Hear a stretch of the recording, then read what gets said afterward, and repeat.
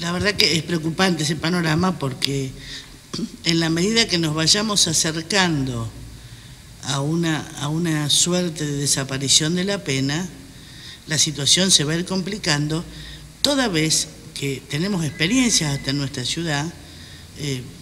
La pulsera no existe, todo el mundo la viola, se han cometido ilícitos en esta misma ciudad, no necesito irme muy lejos, con gente que tenía la pulsera puesta.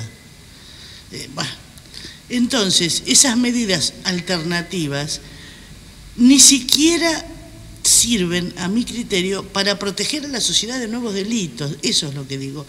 O sea, si ponemos tanto el acento en el victimario, la víctima y el resto de la sociedad que está en lista de espera para ser nueva víctima, queda completamente sola. Claro, en una especie de selva, donde te puede tocar, no te puede tocar. Nuestro código no ha sido aún reformado, lo que sí, por un clima de época, la aplicación de la pena y la interpretación que se hace de los códigos de procedimiento dan lugar a estas cosas que vos hablabas en el desamparo de la víctima. Sí, ojo con el tema de la reforma del Código Penal. Yo justamente tengo un artículo que se publicó hace un par de semanas atrás que se llama Un caballo de Troya en la justicia, donde precisamente, porque me llamó la atención cuando fue el caso de estos dos muchachos almaceneros de Cañuelas. Claro, entonces la gente reclamaba, bueno, se tiene que reformar el Código Penal, se tiene que reformar el Código Penal. Entonces yo empecé a trabajar justamente acerca de los anticipos que se estaban haciendo de la reforma del Código y bueno, empecé a leer diarios, sobre todo del interior y otros diarios no hegemónicos, donde las personas que integraban la comisión del Código, de la reforma del Código, que por otro lado fue una comisión designada bajo el amparo de que es una comisión multipartidaria. En realidad, desde el punto de vista partidario, es cierto que es multipartidario, pero de las 5 personas que integran esa comisión de reforma, hay 4 que son garantistas, o como yo los llamo, pseudo-garantistas. O sea que en realidad el único de los abogados que queda fuera de esa calificación, obviamente no va a poder hacer ninguna fuerza cuando hay 4 que están siguiendo una línea ideológica determinada. Entonces, con asombro me di cuenta que todos los anticipos que se estaban haciendo de la reforma del Código Penal iban precisamente en contra de los reclamos de la gente. Es decir, en lugar de penas privativas de libertad, se está hablando precisamente de implantar medidas alternativas. En un momento dado se le preguntó a Gil Lavedra, ¿cuánto tiempo, cuál va a ser el máximo de la pena? Entonces Gil Lavedra le dice, no, dice, 50 años es una barbaridad, con 30 años está muy bien. Ojo, 50 años es una barbaridad para él, porque no fue arrancado nadie de su lado. Pero ustedes piensen que aquella persona, aquella familia que tiene que convivir con una ausencia en la mesa familiar, tiene esa ausencia de por vida. Entonces, realmente es una vez más la banalidad del mal. La banalidad del mal que además es incrementada y legitimada por una cuestión que además sentó las bases del derecho penal de Occidente, y es el hecho de que antiguamente, y esto ustedes también lo deben saber, era el ojo por ojo, diente por diente. Cuando a mí un periodista me preguntó, pero entonces ¿cómo? ¿Usted pidió la pena perpetua, entonces usted está pidiendo el ojo por ojo, diente por diente? Dije, ojalá la pudiera pedir, porque el ojo por ojo, diente por diente es imposible, porque nadie devuelve la vida de otro. Entonces, cuando se habla del perdón, por ejemplo, en realidad nos estamos arrogando, y los jueces se arrogan un derecho que solamente le cabe si existe a Dios. ¿Por qué? Porque nadie puede perdonar por la vida de otro. Solamente la víctima directa puede perdonar por esa vida que ha sido arrancada. Y sin embargo nosotros vemos estas actitudes generosas por parte de los operadores jurídicos, los abogados, porque en connivencia justamente con la policía o en connivencia con el río saben que van a sacar una tajada económica cuanto antes sea liberado. La policía misma muchas veces que connivencia con los reos van mitad y mitad. El Poder Judicial, que sabe que cuanto más liberadores sean los fallos, más rápido van a ascender en la carrera judicial. Entonces tenemos un sistema absolutamente pervertido, absolutamente desviado por intereses sectoriales, individuales o corporativos. Pero ¿qué pasa con la víctima? ¿Dónde está la voz de la víctima? Uno de los argumentos justamente de este ideario, y acá justamente me voy a volver un poquitito para atrás, es que precisamente el derecho antes era el ojo por ojo, diente por diente. En el mundo griego, por ejemplo, en otras sociedades, no solamente la venganza era un derecho, sino que además era una obligación. Con el estoicismo, la venganza empieza a ser puesta en tela de juicio. Y eso es recogido por el cristianismo, quien finalmente, a partir de la Edad Moderna, delega el poder de la venganza en el Estado. Es decir, con la constitución del Estado civil, es decir, con el contrato social, que por más hipotético o ficcional que sea, sin embargo, continúa legitimando a las sociedades en Occidente, mediante el contrato social lo que se hace es delegar el poder de la venganza en el Estado. Es decir, si a mí me roban, yo no voy a hacer nada. ¿Por qué? Porque voy a hacer la denuncia ante el juez y el juez va a ser el responsable de castigar en mi lugar. Entonces, el particular delega la venganza en los representantes, en este caso, en el Poder Judicial. Ese es el contrato básico de la sociedad que nace con Hobbes, que lo continúa Locke, Spinoza, Rousseau, y que a través de la Revolución Francesa también ingresa en los ideales de la Revolución de Mayo y se plasman en nuestra Constitución Nacional. Ahora, ¿qué pasa? Ese contrato es una ficción en la cual no cree este ideario. Dice, no, ese contrato no sirve para nada. Entonces parecería ser que nosotros estamos de alguna manera, hemos sido neutralizados. ¿Por qué? Porque a mí no se me ocurre ni tampoco podría salir a matar a un asesino. Y sin embargo, fui neutralizada, soy neutralizada por la ley, pero la otra parte del contrato no está cumpliendo con su parte. Entonces el argumento de este ideario es que se trata de devolverle el poder a la víctima. ¿Qué significa esto? O sea, el propio ideario dice, bueno, en realidad el Estado se ha expropiado del poder punitivo y el Estado es ese leviatán que castiga impunemente al débil y al vulnerable. Entonces, ¿qué tenemos que hacer? Se preguntan. Tenemos que devolver esa capacidad a la víctima, pero no para que la víctima castigue, sino para que se inicie un proceso de restauración, de reconciliación entre la víctima y el victimario. Sí, lo que ustedes están escuchando, juro que es así, y aparte lo pueden leer, hay un libro muy sencillo, muy fácil, de entender por qué es una recopilación de una serie de suplementos que salieron los domingos en página 12, que se llama La Cuestión Criminal, y está ahí. Es decir, de lo que se trata, según este ideario, es de que la víctima se reúna con el victimario, que el victimario le pida perdón y que de esa manera la víctima lo perdone y se vuelva a un estado original. Cabe aclarar que en la mayoría de los casos no hay una víctima que pueda perdonar, porque aquel que podría perdonar, en el caso de los homicidios, ya no está, y es el único que puede perdonar por esa vida arrancada. Ni siquiera una madre, ni siquiera un padre, ni siquiera un hermano o un hijo puede perdonar por esa vida arrancada, porque eso sería atribuirse un poder que nadie tiene, que solamente a lo sumo posee Dios. Entonces, una vez más, y lo voy a poner con un ejemplo concreto, hace un par de meses atrás, ustedes recuerdan Natalia Melman. Natalia Melman fue una chiquita que fue abusada, descuartizada y asesinada por 3 policías en Miramar. Resulta que estos hombres habían sido condenados no sé a cuántos años, a 20, 25 años, ya no recuerdo, pero hace unos meses atrás aparentemente los iban a liberar. Amparándose precisamente en la posibilidad de acceder a una libertad condicional. Entonces el padre de Natalia Melman estuvo haciendo durante una semana huelga de hambre reclamando justicia, que no los liberaran. Entonces la primera pregunta es, ¿por qué hay que reclamar justicia? ¿Por qué hay que poner en esa situación a la víctima justamente volviéndola a victimizar? Pero no solamente pasó eso. Resulta que a las pocas semanas hay una audiencia en Miramar y finalmente el tribunal de Miramar concede la libertad condicional, que hay que también hacer una salvedad que está creo aclarada artículo, la libertad condicional es un beneficio, no es una obligación. Lo que pasa es que apenas un reo entra en la cárcel, empieza justamente a jeringuear, como decimos coloquialmente, a presionar a los jueces y a los abogados para que lo dejen salir, pero ese es un beneficio, no es una obligación que se enmarque en el código y en el código, por la Constitución ni figura. Bueno, entonces volvemos al caso de Natalia Melman. Resulta que cuando el padre de Natalia Melman empieza a gritar reclamando que no liberen a los asesinos de su hija, ¿qué hacen? Lo agarran y le ponen 3 policías en la puerta de la sala para que no se siga sublevando.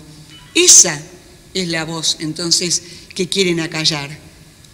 ¿Se dan cuenta? Entonces, el argumento, es decir, la palabra políticamente correcta con la que se enmascaran estas conductas es que hay que devolverle la palabra a la víctima. Cuando se le devuelve la palabra a la víctima, la silencian a través de la fuerza policial. Entonces, lamentablemente estamos asistiendo a un simulacro donde las cosas no son lo que parecen ser. Y entre otras cosas, entre otras razones, es porque se ha construido una especie en realidad, a través de un giro discursivo, de un giro lingüístico, se han vuelto a acuñar palabras que ya no significan lo que eran. Por ejemplo, en lugar de llamar cárceles, se las llama instituciones de secuestro. O sea, ¿qué son las instituciones de secuestro? Es lo que hoy en día denomina a la cárcel. ¿Por qué? Porque se supone que el Estado está secuestrando en ese lugar al pobre victimario que mató a 5 personas, por ejemplo, el fallo que salió ayer en La Nación, y que tiene que ser liberado lo antes posible porque era un chico inimputable, porque era menor, porque tenía 17 años. Entonces ese mismo chico puede ir a votar, según uno de los proyectos que en boga. En su momento fueron mandados como carne de cañón a Malvinas, pero también pueden salir en libertad porque precisamente no tienen el grado de madurez suficiente como para saber y ser conscientes de lo que hicieron. Una persona que mató a los 17 años a 5 víctimas. Entonces, sí, lo que pasa es que a mí no me gusta calificar psicópata, sociópata, porque si no estamos cayendo nuevamente justamente en uno de los argumentos, la patologización del delito, cuando no siempre se hace. Además, ojo, puede haber una patologización del delito, pero eso no exonera del delito. Entonces, por más que sea un psicópata o un sociópata, es un sociópata, pero además es un homicida. Entonces, eso es voy a traer otro caso interesante. ¿Se acuerdan ustedes del loco de Belgrano? El loco de Belgrano es era un chico, en realidad, que mató a Marcenac, que era un chico de Necochea. Entonces, hace un par de meses atrás, leo en el diario que los padres pidieron que liberaran al loco de Belgrano con el argumento de que él extrañaba a la familia. Entonces, fíjense que este tipo de situaciones solamente son posibles en un país que se sabe, como vos bien decías, que no hay límites y que todo límite es pasible de ser transgredido. Ahora, vos trajiste también a la mesa algo bastante complicado. Yo en esos años estaba en el Congreso, 10 años, discutiendo en la Comisión de Familia la baja de edad de imputabilidad.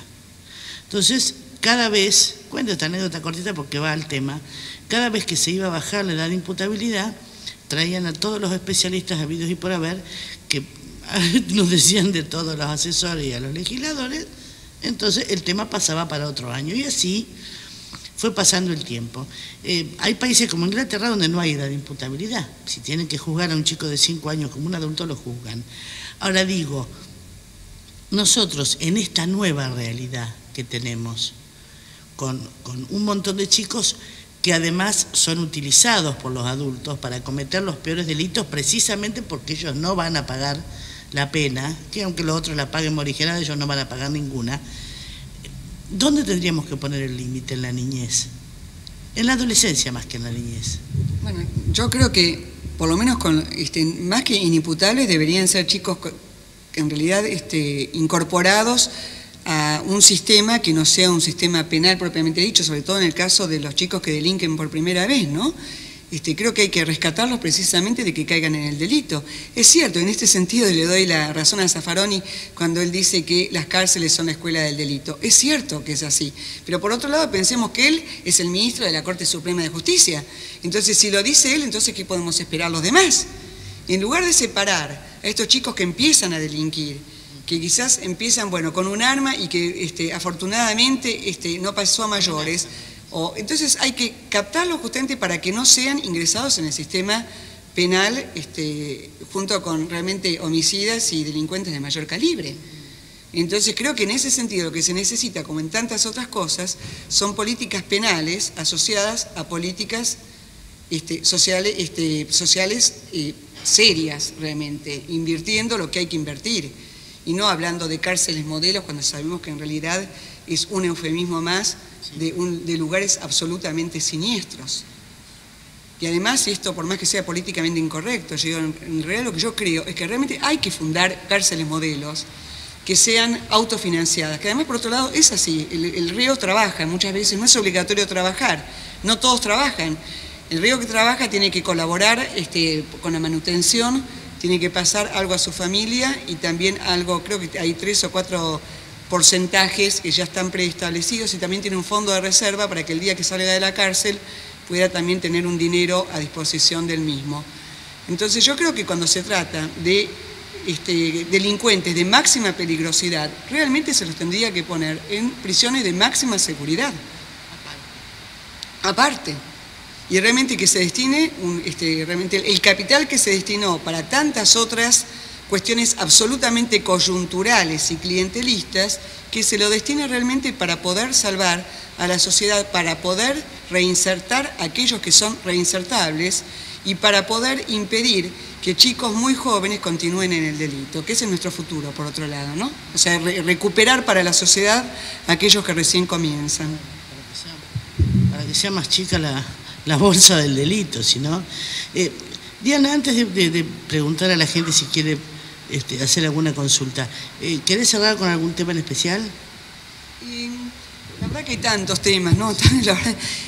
Bueno, no, quizás prefiero las preguntas y si alguno me da pie para algún comentario, bienvenido. Sacando de lado que le falta mucha educación, sacando de lado la droga, sacando de lado de todo, a mí me interesaría muchísimo que hubiese dicho la palabra corrupción, porque estamos en un estado corrupto en todo sentido. Entonces mi interés es preguntarle a usted que yo no quiero cuidar mi quintita, quiero salir de mi quintita, pero ¿cómo hacemos? ¿Cómo empezamos? Bueno, dos cosas. En primer lugar, estoy totalmente de acuerdo con usted que yo debería haber mencionado por lo menos la palabra corrupción. Lo que pasa, y lo digo francamente, de la corrupción se está ocupando mucha gente desde otros lugares, ¿no es así? Es decir, se están ocupando desde ONGs hasta la parte de la oposición y muchísimas otras personas que precisamente están poniendo en el candelero la cuestión de la corrupción. Lo que pasa que, usted sabe, este es un principio básico, si yo quisiera abarcar demasiadas cosas, también perdería credibilidad. Yo estoy estudiando, estoy trabajando para precisamente ocupar un lugar que ha quedado vacío, que es el lugar de la voz de la víctima. Entonces es cierto que existen las...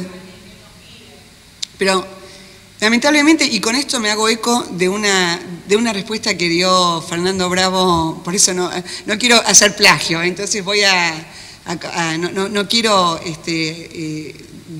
mencionarme como la autora de esto. Resulta que creo que ayer o anteayer, a las 3 de la tarde, Leuco tiene una columna muy linda realmente en el programa de Fernando Bravo. Y justamente Leuco habló sobre el tema del delito.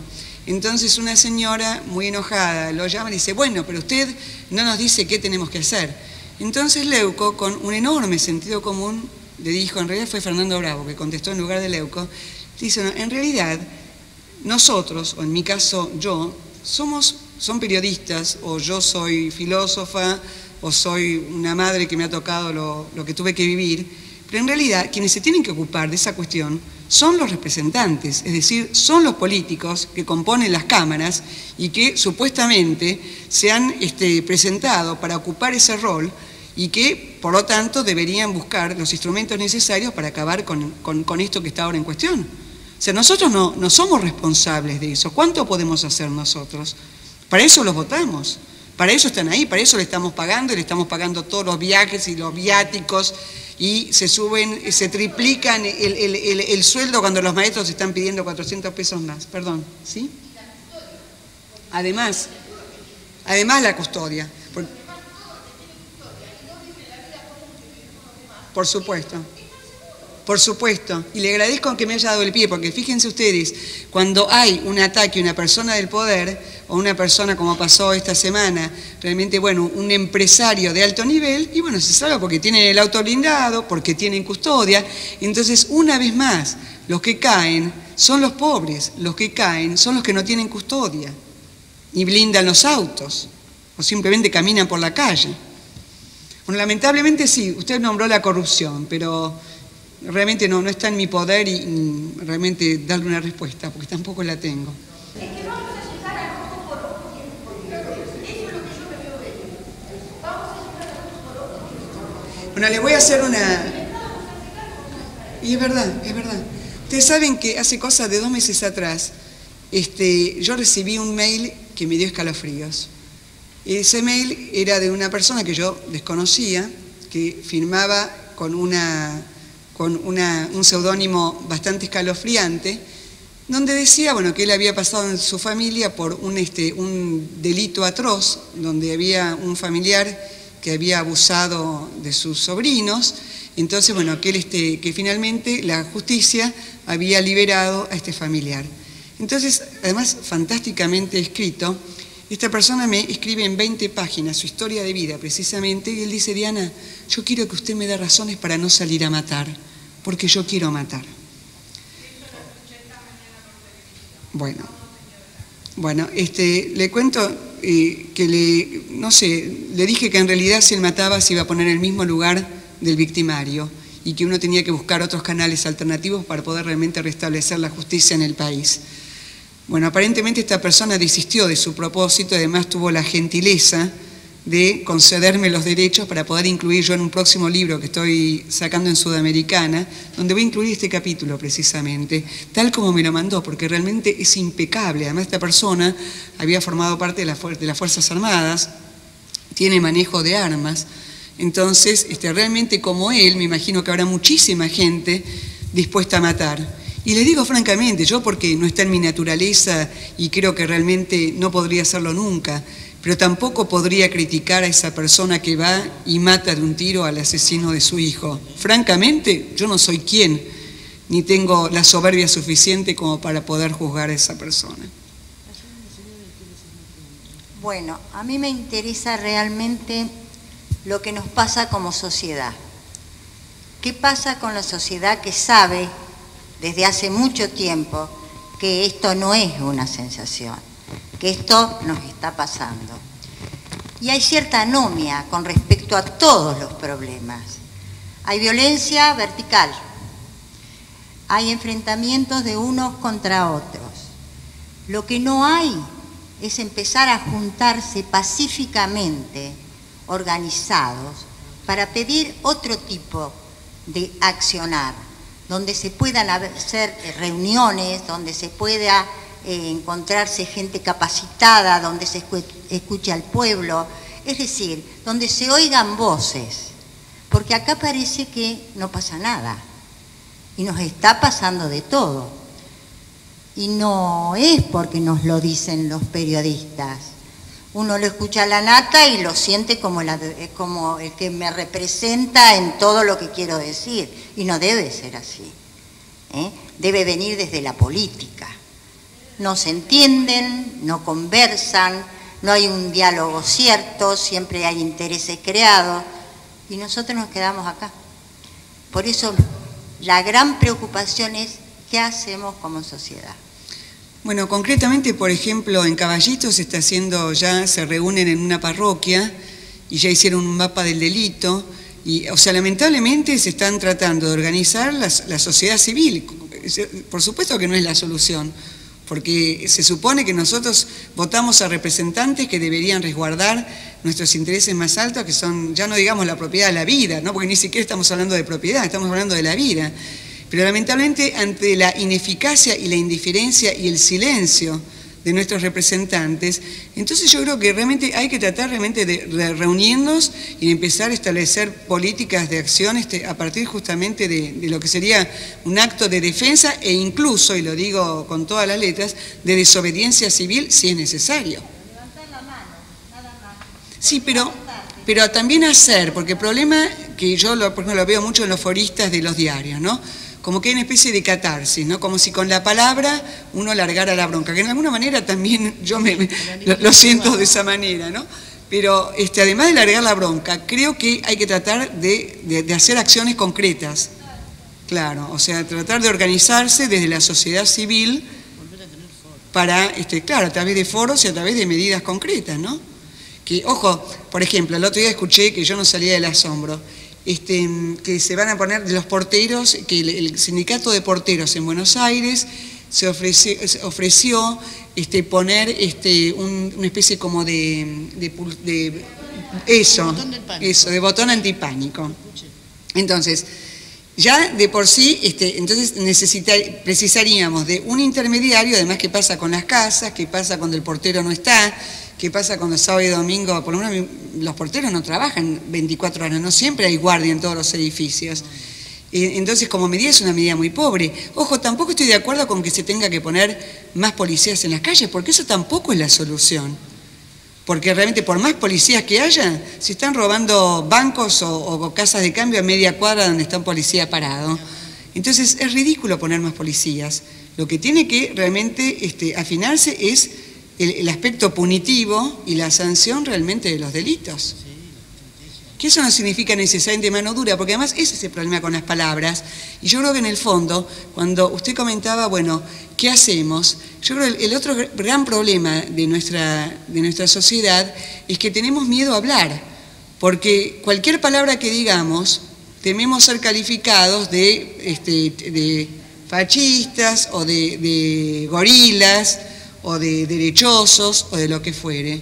Cuando en realidad, yo creo en el fondo, estas políticas también son de derecha, precisamente porque terminan descuidando a la población, y cuanto más vulnerable la población, más descuidada está.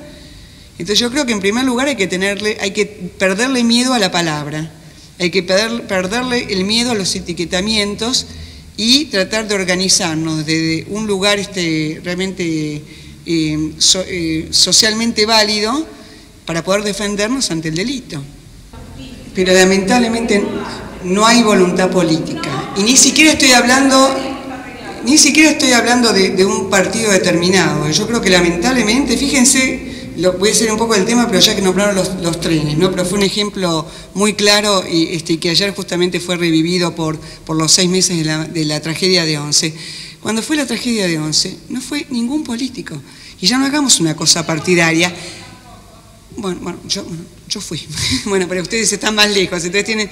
Bueno, eso es cada uno que lo tiene que hacer, no importa, quizás usted está haciendo un trabajo que yo no hago, que es levantarse a las 6 de la mañana e ir a hacer ese trabajo. O sea, cada uno puede actuar desde un lugar y en la medida de lo posible. Entonces, lo que le quiero decir con esto, y eso es lo peor de todo, que yo particularmente, personalmente, ni siquiera creo que se trata de una cuestión partidaria. Yo creo que sí es una cuestión corporativa. Lamentablemente creo que es la clase política, porque fíjense ustedes, incluso de un nivel puramente de conveniencia, cuando fue la tragedia de Once, cómo se perdieron la oportunidad de estar ahí presente. Cuando fue lo de las Torres Gemelas, estuvo el célebre Giuliani ahí con un megáfono.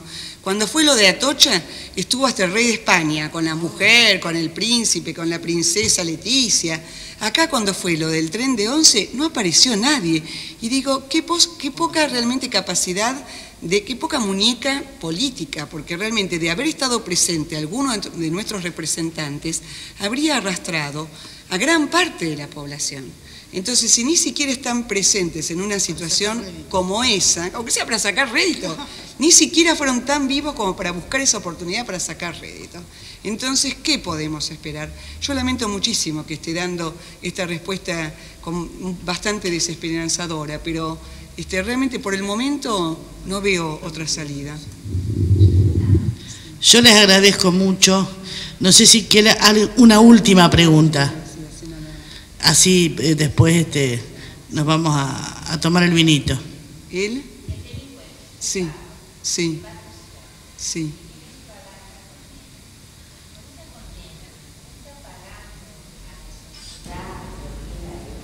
Sí, debería ser así. Sí, pero no es. Sí.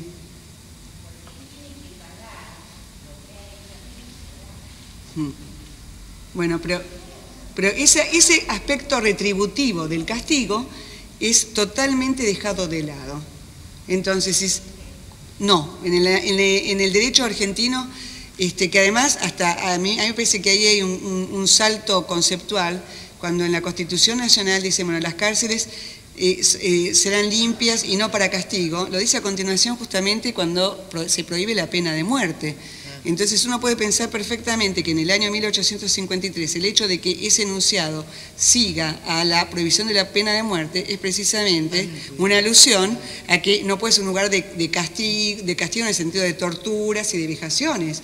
Pero de ahí a que tengan que ir como batallón militante a tocar los instrumentos afuera y hacer salidas culturales, hay un hiato, un abismo enorme que no está amparado en ningún artículo ni del Código Penal y mucho menos de la Constitución Nacional. Pero como todo en el derecho, y discúlpenme los abogados, como todo es interpretación, y encima la justicia es una construcción, una ficción humana, entonces construyamos lo que nos conviene. Total, así seguimos. Bárbaro, yo les agradezco mucho la presencia. Ahora nos vamos a tomar un vinito de honor y vamos a dar por cerrada una noche que ha sido realmente muy interesante. Gracias a todos.